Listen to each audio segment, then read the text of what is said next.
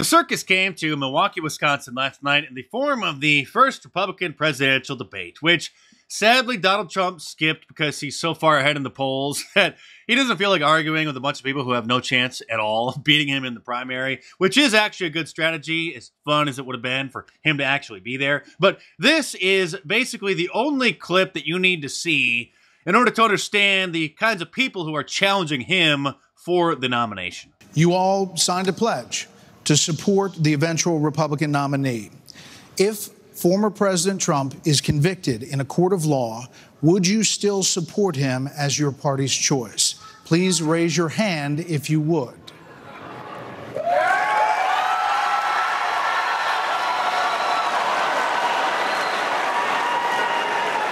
This deserves a second look because, well, if you're on a mobile device, you probably can't even see who is here. They're so small. But again, this is the key moment that defines who these people are.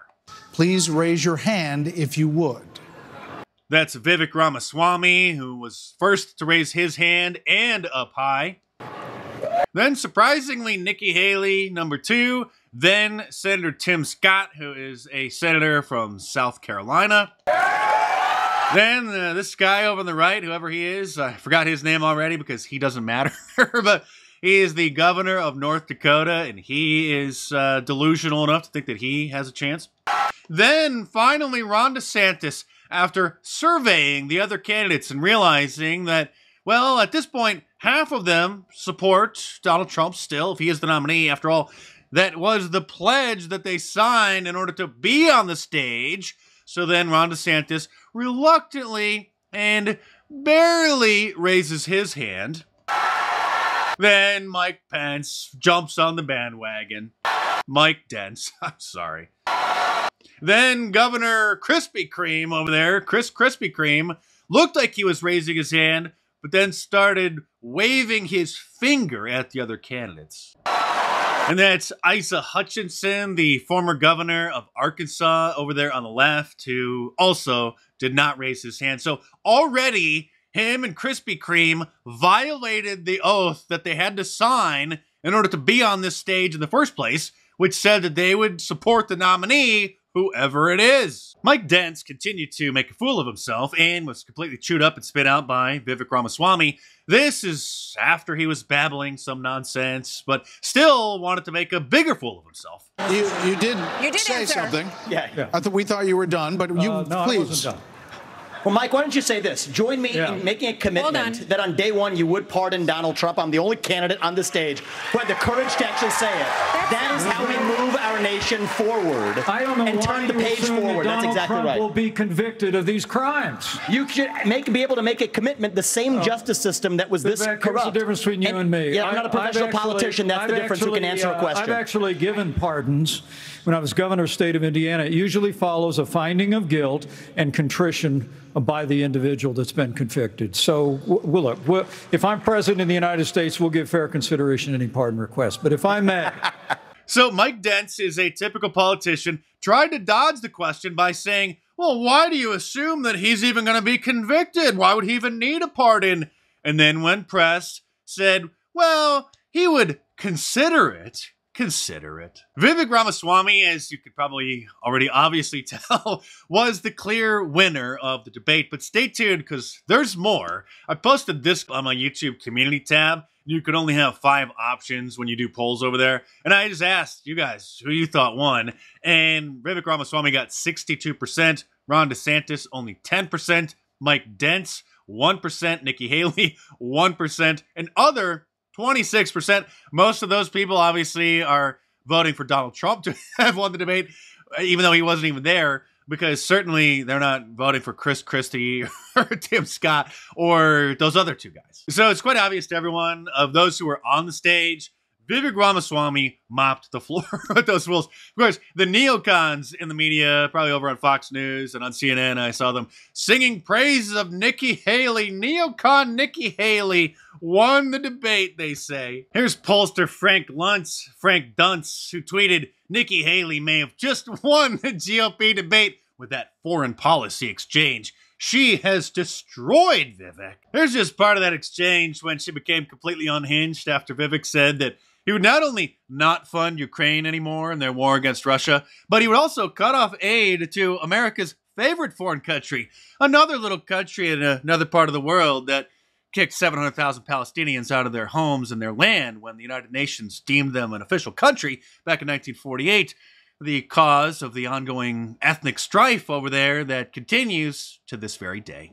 You're not supposed to say that, by the way. Not even Vivek would say that. That's like kicking a bee's nest. So you just have to read about it in my new book, which comes out sometime before Thanksgiving. On the stage, you've been pushing this lie all week, Nikki. You want Nikki. to go and defund Israel? You want to okay, give let me Taiwan address to that. China? I'm glad you brought that up. Go and give I'm going to address Russia? each of those right now. This is the false lies of a professional politician. There you have it. Your watch, so the reality make America less safe. You have no foreign policy experience, and it shows. And you know what? Those are the neocon donors, by the way. That is not the base of the GOP. Those are obviously not the America First crowd. Here's Donald Trump back in the 2016 debates, pointing out exactly who those people are and why they're so vocal about certain issues. Let me talk quiet.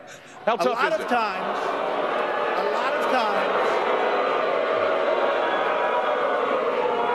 that's all of his donors and special interests out there. So that's what it is.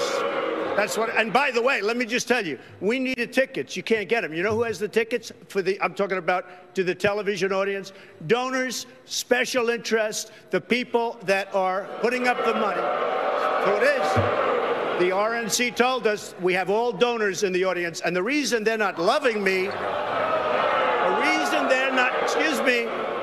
they're not loving me is I don't want their money. I'm going to do the right thing for the American public. I don't want their money. I don't need their money, and I'm the only one up here that can say that. Oh, and Ron DeSantis is there too. I guess I almost forgot because Vivek Ramaswamy stole the show. Now, don't get me wrong. I like Ron DeSantis as the governor of Florida, and he would be a great presidential candidate in 2028. I don't like him stepping on Donald Trump's toes.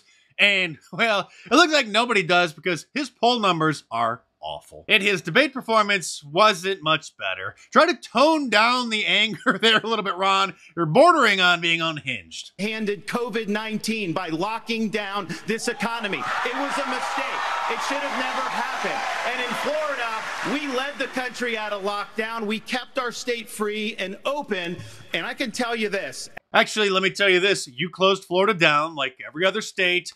You just didn't do it for 2 years. Yes, you were the first to reopen. You did lead the reopening. You did ban masks in schools after a while. But to make it sound like he just didn't lock down at all from the beginning is, well, fake news. Why aren't I 50 points ahead, you might ask? Because we support Donald Trump, and by you running against him, despite everything that he's facing from the deep state and the Marxist takeover, it's almost as if you're, well, on their side. It was a circus, and someone over at CNN in their post-debate coverage, they used profanity, and they called it a bleep show because it definitely was. Here we go. I think we need to establish some ground rules When we hear this bell, yes, that means your time's done. You're done. So, Mr. Vice President, we appreciate your aggressiveness here. 30 seconds is 30 seconds. Mr. Ramaswamy, you were mentioned. You get 30 seconds. Look, I was a House conservative leader before it was cool. I balanced budgets and cut taxes when I was governor. I mean, look, Joe Biden has weakened this country at home and abroad. Now is not the time for on-the-job training. We don't need to bring in a rookie. We don't need to bring in people without experience. Now that everybody's gotten their memorized, pre-prepared slogans out of the way, we can actually have a real discussion now. The reality and the fact of the matter is... Was that one of yours? Not really, Mike, actually. We're just going to have some fun tonight. And the reality is, you have a bunch of people, professional politicians, super PAC puppets, following slogans handed over to them by their 400-page super PACs last week. The real choice we face in this primary is this. Do you want a super PAC puppet, or do you want a patriot who speaks the truth? Do you want incremental reform, which is what you're hearing about, or do you want revolution? Okay. And I stand on the side of the American Revolution. See, Vivek is slick. He's got the gift of gab. He's got the silver tongue. I don't know much about what businesses he was involved in, but obviously he's a very gifted speaker.